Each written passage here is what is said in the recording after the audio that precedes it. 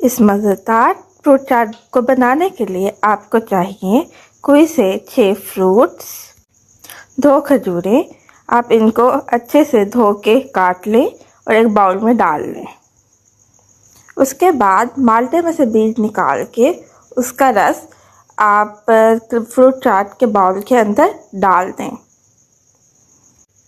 फिर हस्बे जायका नमक, काले मिर्च और चाट मसाला जितना आपको पसंद है उतना आप इस चाट के बाउल में डाल लें और फिर इसको अच्छे से मिक्स कर लें।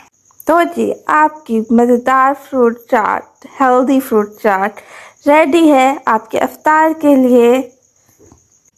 और इस बिग बाउल ऑफ फ्रूट चाट में 5 सर्विंग्स हैं परी और इसकी 1 सर्विंग में से 112 कैलोरीज है। Enjoy and follow for more.